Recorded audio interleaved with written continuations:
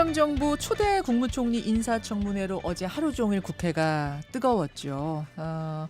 김민석 국무총리 후보자를 둘러싼 여야의 격돌, 그리고 그 전날 있었던 11개 부처의 장관 인선까지 현안 두루두루 짚어보기 위해서 모셨습니다. 여당 민주당의 김병주 최고위원, 어서 오십시오. 네, 안녕하세요. 안녕하세요. 우선 어제 저 뜨거웠던 국회 현장, 김민석 국무총리 네. 인사청문회 얘기부터 좀 해봐야 될 것 같습니다. 어제 첫날이었는데 하루 종일 지켜본 결과 결론적으로 그 정도 해명이면 합격이다.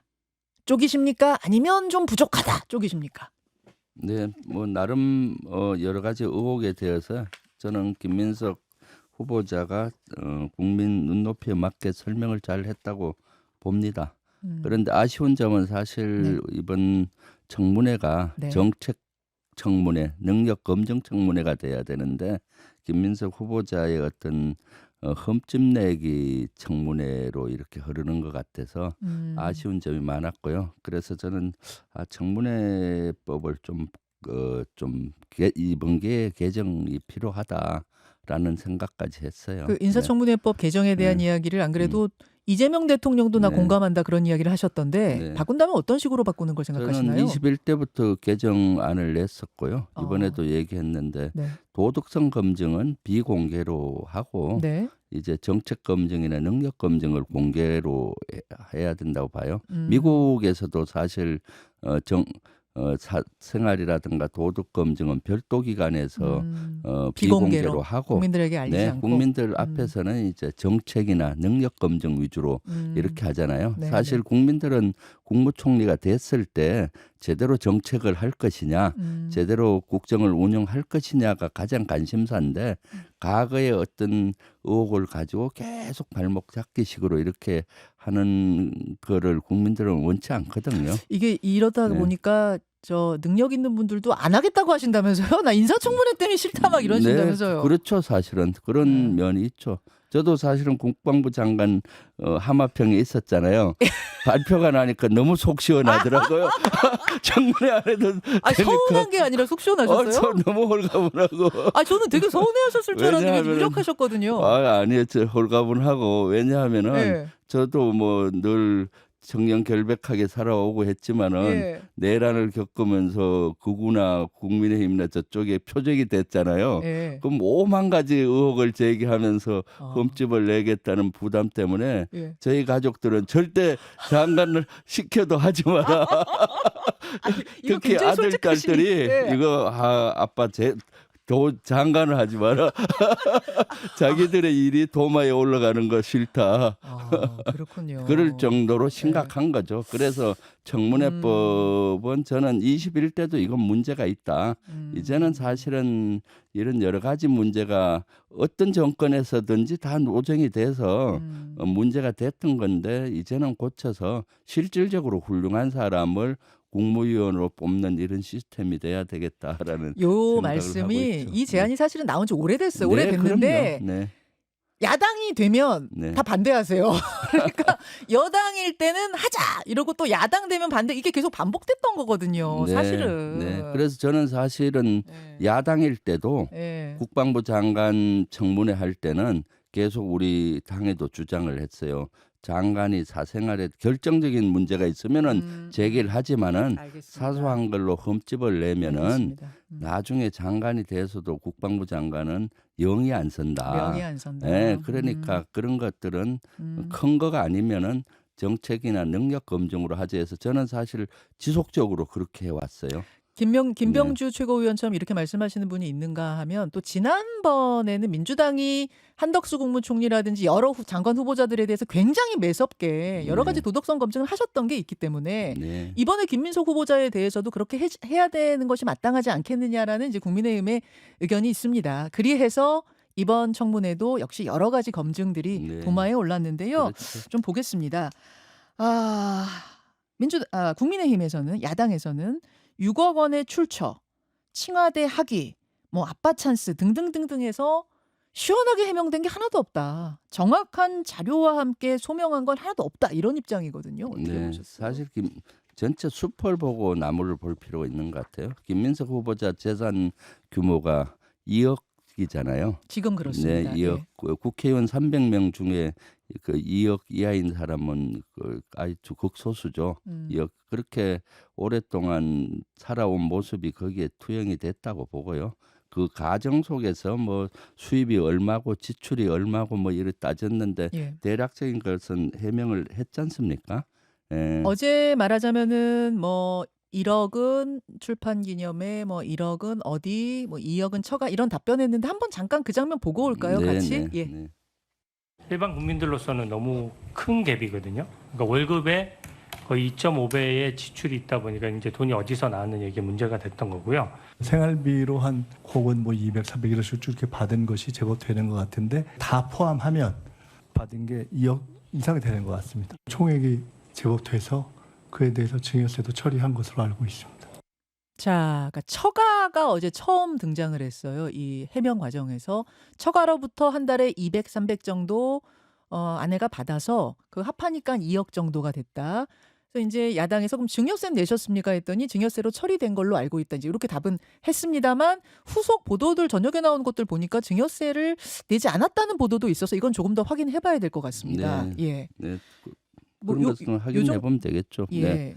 이 정도면 좀 충분하게 해명이 좀 됐다고 보세요. 6억에 대해서. 사실 그 김민석 후보자 같은 경우는 저런 가족 문제를 계속 걸고 넘어지니까 예. 남편으로서 자괴감을 든다, 가족들에게 미안하다 이런 얘기를 했는데 그 가정이 어려워서 처가로부터 돈을 그 배우자가 받고 이런 네. 거가 남편으로서 얼마나 자존심이 상하겠습니까? 그러니까 이런 거를 이제 동계를 해야 되고 그러다 보니까 참 그런 문제들이 또 있는 거죠.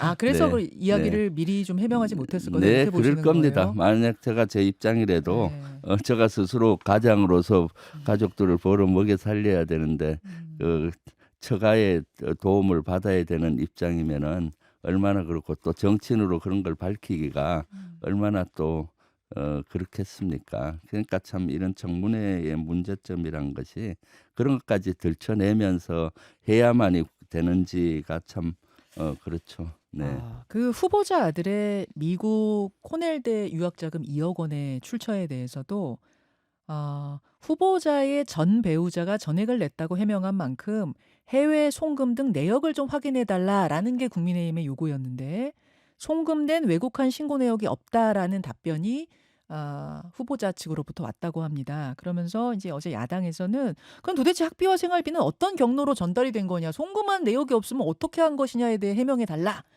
이렇게 지금 이야기를 했는데요. 여기에 대해서는 후보자가 어제 정확히 답변을 못한 것으로 알고 있습니다. 이 부분 어떻게 보셨어요? 그러니까 전처가 아마 그 자제분의 그 학비를 댄 것 같이 그렇게 해명을 하시더라고요. 예. 사실 새로 재혼하시고 전처와의 관계가 어떤 관계인지도 모르고 또 사실은 국민의힘에서는 전처를 정인으로 채택하려 하고 전처의 어떤 뭐 여러 가지 자료를 내라 하고 그런 아마 저 입장이 되면은 어떤 사람도 참 서글플 겁니다. 그리고 내기가 또 어렵고요. 전처와의 관계가 지금 어떤 관계인지 모르지 않습니까? 아하. 좋은 관계를 유지하고 있는 것인지 예. 감정적으로 안 좋은 관계인 것인지 예. 그러니까 전처는 이미 남이지 않습니까? 그런데 그 전처에 뭐 어떤 기록을 내라 뭐라 하는 것은 너무 가혹하죠, 사실은. 개인정보 동의를 사실 해주면은 나머지는 네. 그냥 떼면 되는데 개인정보 동의를 해달라는 말을 하기가 어떤 관계인지 모르기 때문에 이거를 사실 이미 전처는 말씀이세요? 남이나 마찬가지잖아요. 그런데 이런 청문회를 위해서 개인정보 동의를 해달라고 하기도 어려울 거고 또 동의해주기도 어려울 거고 그러면 또 그것도 해주면은 또 거기에서 또 의혹을 제기하고 이렇게 계속 되는 것이 현재 청문회 시스템이죠.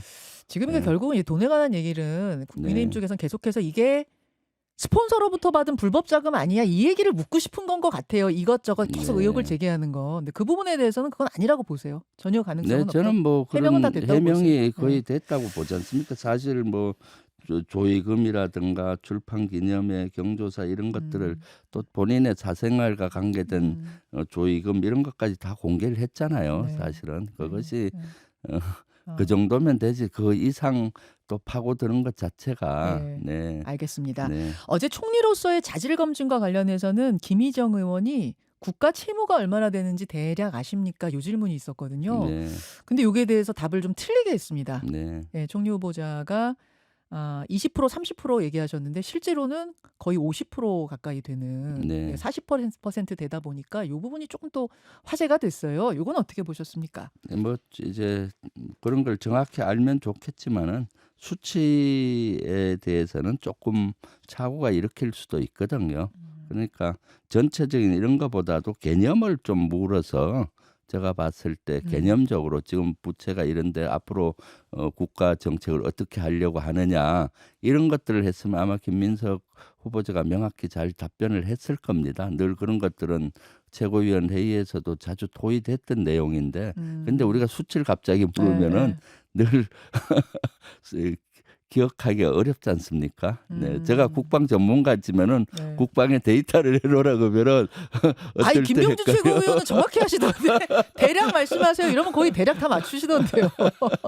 알겠습니다. 여하튼 뭐 수치가 갑자기 생각 안 날 수도 있었을 거라고 이해한다. 그런 네. 말씀이신데 네, 오늘까지 청문회 보고 네. 국민들의 판단을 좀 봐야겠습니다. 김병주 민주당 최고위원 만나고 있습니다.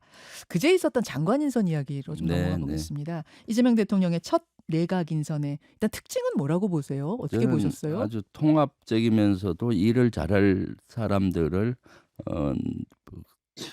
임명했다라고 이렇게 보입니다. 그 분야에서 최고의 전문가들을 이렇게 했고 그다음 이제 이재명 대통령께서 평상시 얘기했던 국민 통합 예. 이런 측면도 거기에는 예. 메시지가 담겨 있고 봐요. 예를 들면은 통일부 장관 정동영 의원을 내정했는데 통일 분야에서는 그분이 최고의 전문가죠.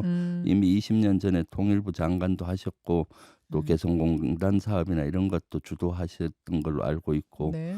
북한에도 가서 이런 여러 가지를 했기 때문에 그런 최고 전문가들을 임명을 했다. 그러면서 통합적인 면에서는 현재 윤석열 전 대통령이 임명한 네. 장관도 한 분은 유임을 시켰고 또 건호 전 한나라당 출신. 출신 분도 보훈부 장관으로 예. 임명을 해서 통합의 어떤 이런 걸 하겠다 이런 걸 했잖아요. 그리고 여야 할 것 없이 진보 보수 할 것 없이 능력이 있으면은 발탁하겠다라고도 말씀하셨는데 그런 것들을 하기가 사실은 어려운데도 불구하고 그렇게 하신 걸로 보입니다. 통합 탕평의 네. 인사였다. 뭐 네, 그런 네, 부분을 네. 높이 평가하셨어요. 근데 그 바로 송미령 장관 유임된 송미령 장관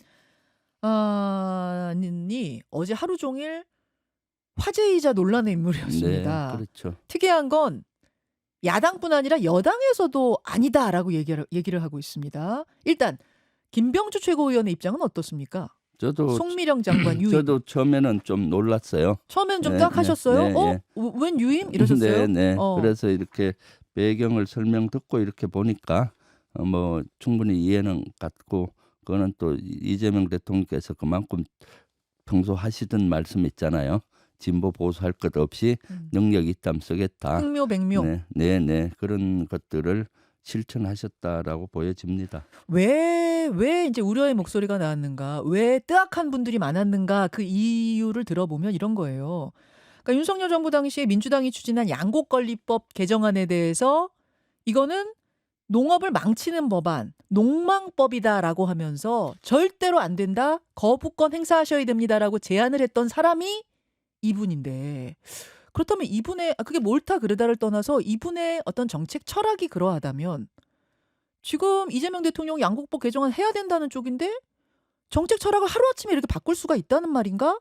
여기에 대해서 민주당 분들도 이해를 못했고 국민의힘에서도 영혼 없는 공직자 아니냐 또 이렇게 비판이 나왔던 거거든요. 근데 이해가 되셨어요? 뭐 그런 거는 본인이 돌파해야 된다고 봅니다. 명확히 거기에 대해서 본인이 해명을 하고 설명을 해야 된다고 보죠. 사실 전 정권의 장관을 그대로 유임이 되는 경우는 논란이 있는 건 당연하죠. 예. 왜냐하면은 전 정권에 있었던 사람 입장에서는 좀 배신감을 느낄 수도 있을 것이고 또 현재 우리 진영에서는 좀 의아하고 그렇기 때문에 이것은 임명이 됐으니까 본인이 예. 거기에 대해서 예전에는 내가 이런 생각으로 했는데 예. 앞으로 이재명 정부의 그 운영 국정 철학 이런 거와 제가 맞기 때문에 또 이런 거는 국민의 눈높이에 맞게 하겠다 이런 것들을 충분히 본인이 잘 설명을 해서 돌파를 해야 된다고 봅니다. 이것은 어차피 이렇게 유임이 되는 경우는 논란이 되는 건 당연하기 때문에 그걸 돌파하는 주체는 본인이어야 된다. 그래서 조금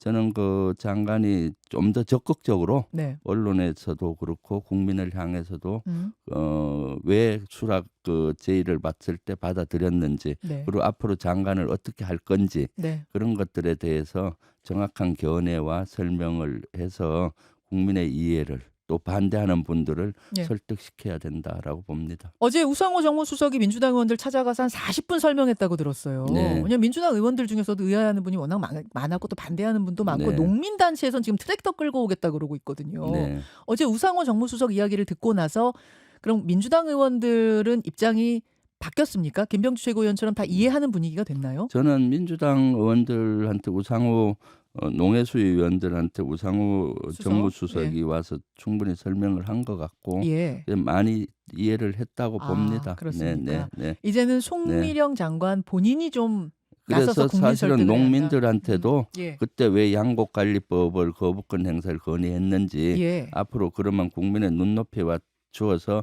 어떤 선에서 해야 될 건지 그런 것들을 사과할 거는 사과하고 또 앞으로 어떻게 하겠다 이런 것들을 국회의원들은 많이 이제 이해가 됐으니 또 국민들을 이해를 본인이 좀 나서서 적극적으로 해주셨으면 좋겠다는 생각이 들어요. 그 트랙터 끌고 오겠다고 했던 농민단체 분을 좀 직접 만나셔라 이런 어떤 조언 제안. 필요하면 만날 수도 만나셔라. 있고요. 또는 뭐 이렇게 먼저 언론이나 이런 데서 인터뷰도 좀 하고 인터뷰도 그런 하고 식으로? 본인이 알겠습니다. 설명을 해서 예. 이재명 정부의 국정 철학을 예. 어떻게 자기가 수행을 할 건지 또 어떤 방향으로 그거 할 건지 돌파 못하면 납득 못 시키면은 사실은 좀 낙마 가능성도 있다 보세요.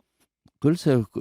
저는 대통령께서는 네. 늘 국민만 바라보고 네. 국민들의 생각에 늘 동의를 해 오신 분이기 때문에 그런 상황까지 가지 않게 본인이 열심히 좀 이걸 정면 알겠습니다. 돌파했으면 좋겠습니다. 자, 예. 네. 아까 국방장관 후보자에 대해서는 네. 잠깐 언급을 하긴 하셨을 때 네. 내가 안 돼서 좀 다행이다 이런 네. 말씀은 농담처럼 하셨는데 네. 안규백 후보자에 대해서는 어떻게 보십니까? 사실 이분이 오랫동안 국방위원장을 하셨기 때문에 뭐 전문 네. 그 부분에 대해서 전문적인 지식이 많은 건 알고 있습니다만 다만 한 가지 우려는 거대한 군 조직을 통솔하기에는 좀 경험이 부족한 건 아닌가? 조직 내의 경험이요. 이런 부분에 대한 우려는 있더라고요. 저는 뭐 안규백 의원이 국방부 장관 예. 지명을 잘했다고 보고 잘 하리라고 생각을 합니다. 사실 지금 말씀드리지만 안규백 민간인 안규백 의원을 장관으로 최초로 건의한 사람이 접니다. 그러셨어요? 이재명 대통령께 네. 직접 건의하셨어요? 네. 그거는 이제 지금 대통령 당시가 아니라 예. 이재명 대표로 계실 때 예. 12.3 내란이 일어나고 예. 국방부 장관이 이제 잡혀가고 공석이었잖아요. 예. 그럴 때 이제 그때 국민의힘에서 국방부 장관, 행안부 장관 공석이 너무 오래되면 안 된다. 빨리 임명하자 했을 때 맞아요. 제가 그거 받고 그 국방부 장관은 우리가 예. 추천하고 두 개가 그때는 아직 가독이었잖아요. 예. 아니 근데 네. 김병주 의원은 사성 장군 출신이신데 네. 왜 본인이 아니라 안규백 의원을 추천하셨어요? 그래서 안규백 의원은 국방위에서 한 17년간 가까이 계셨고 예. 군으로부터 존경을 받는 인물이고 예. 그 과도기 과정에서 내란을 종식하고 또 제2 내란을 막아야 되잖아요. 예. 그래서 이번에 민간인 안규백 의원을 받아서 좀 제의를 한번 보시자라고 제가 했더니 그때 이재명 그 당시 대표께서 쏠깃하게 들으시더라고요. 그리고 실천하신 거예요? 네. 아니 그러면 김 최고위원은 장군 출신이기 때문에 지금은 오히려 민간인이 낫겠다 이 생각하신 거예요? 아니요. 그때만 해도 네. 12.3 친위 구테타잖아요. 네. 군은 구테타 세력으로 낙인이 찍혀 네. 있고 사실 윤석열 내란 수계로부터 이용당했지만 그래도 구테타 세력이고 저는 아. 또 군 출신이잖아요. 그러면은 나보다 사실 낫다? 그래서 진짜 알겠습니다. 국민의 시각에서 알겠습니다. 군을 제대로 진단하고 예. 이렇게 돼야 되겠다. 그 최초로 알겠습니다. 얘기한 사람이 저기 때문에 여기까지. 저를 어저께 진정으로 그저께 만나서 안규백 의원 네, 만나서 여기까지 축하하고 말씀드려야겠습니다. 했습니다. 고맙습니다, 의원님. 네. 김현정의 뉴스쇼는 시청자 여러분의 참여를 기다립니다. 구독과 좋아요, 댓글 잊지 않으셨죠? 알림 설정을 해두시면 평일 아침 7시 10분 실시간 라이브도 참여하실 수 있습니다.